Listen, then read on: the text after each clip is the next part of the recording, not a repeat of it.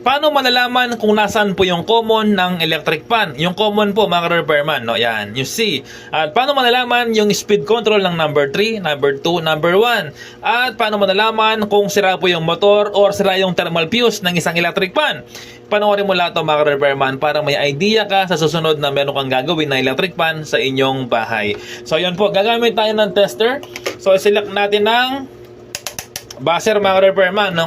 Kung wala pong buzzer sa inyong tester, so pwede naman gamitin yung X10, no? So bali subukan ko muna yung buzzer. May tunog po siya, ibig sabihin may contact. So ganito lang malalaman mga repairman, yung common. Wala. Yon, meron. No? Habang yung isang test probe nakalagay po dito sa linya ng capacitor. Ngayon, subukan ko yung isa. Wala mga repairman. So ito po talaga, no? Ito pong isa linya ng capacitor na to, ito ay tsaka po yung common ay iisa lang. Okay?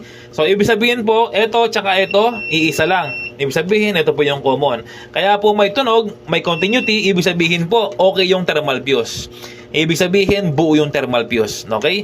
Ito mga repairman yung common, okay? Diretso po sa motor yan. Ang nagko-connect lang dyan, yung thermal fuse tsaka yung isang winding niya sa loob.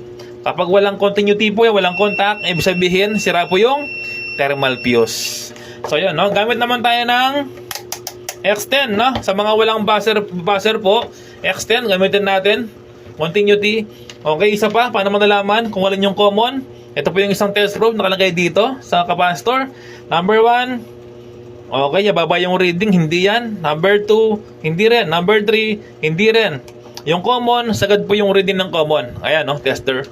Sagad po yung reading ng common, ibig sabihin, yun po talaga yung common. Okay? Wala nang iba. Kahit na dyan natin nilagay, ayan, no, bababa yung reading. Baba. So, dyan lang po talaga, no? Yon. So, yan po yung common. Okay? So, yung linya ng capacitor, wala pong kaligaw. Dyan po talaga yan, dalawa. Same color, kung minsan, red or black. Yon, tsaka yung capacitor po ay nakalagay mismo yan sa motor, naka-screw. So wala pong kaligaw. Diyan lang talaga naghahanap ang mga technician. So yan po mga repairman. Tapos, paano mo nalaman kung okay yung motor? So halimbawa, umuugong lang, ayaw umikot. Nagpalit ka ng bushing, nagpalit ka ng capacitor, wala pa rin. So ganito mga repairman.